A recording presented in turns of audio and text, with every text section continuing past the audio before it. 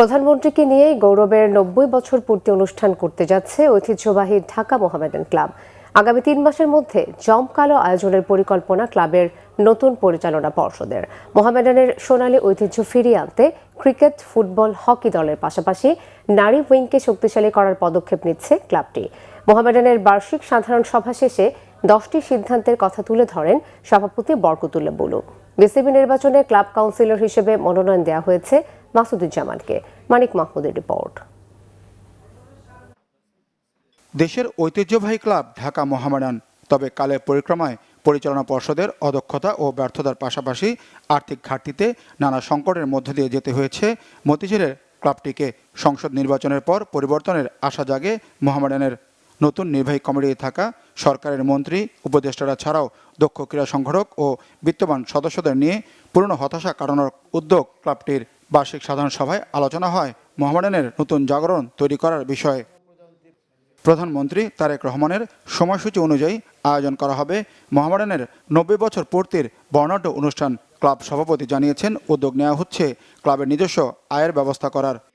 ৯০ বছর পূর্তি উপলক্ষে আমাদের প্রধান অতিথি হিসাবে উপস্থিত থাকার জন্য গণপ্রজাতন্ত্রী বাংলাদেশ সরকারের মাননীয় প্রধানমন্ত্রীকে আমরা জনাব তারেক রহমান সাহেবকে আমরা আমন্ত্রণ জানাব।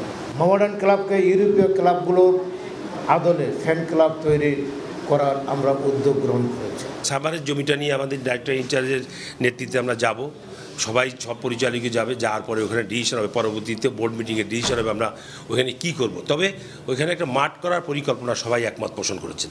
৯০ বছর পূর্তিতে থাকছে চমক, হতে যাচ্ছে দেশি বিদেশি খেলোয়াড়, পরিবার ও সমর্থকদের মিলনমেলার উৎসব, বলেন ক্লাবের ডিরেক্টর ইনচার্জ। যে আমরা চেষ্টা করব এই ৯০ বছর পূর্তি থেকে আমরা আমাদের মোহামেডান ক্লাবের অতি যারা বড় বড় প্লেয়ার খেলেছে, দেশি এবং বিদেশি, সবাইকে আমন্ত্রণ জানাবো। ওইভাবে আমরা আরও বড় করে অনুষ্ঠানটা করব, যাতে সবাই বুঝতে পারে হ্যাঁ মোহামেডান ক্লাব কিছু একটা করতে যাচ্ছে। এটা মিনিমাম 3 মাস লাগবে আমাদের। 3 মাসে এটা আমরা একটা এই বছর হবে, এই মানে ৯০ বছরের মধ্যেই হবে। আগামী ৭ জুন বিসিবি নির্বাচনে মোহামেডানের মনোনীত কাউন্সিলর, ক্রিকেট কমিটির প্রধান মাসুদুজ্জামান পরিচালক পদে নির্বাচন করার ইঙ্গিত এই ক্রীড়া সংগঠকের। তবে বরকতুল্লাহ বুলুর বিসিবি সভাপতি পদে ভোটের গুঞ্জন পুরোটাই গুজব।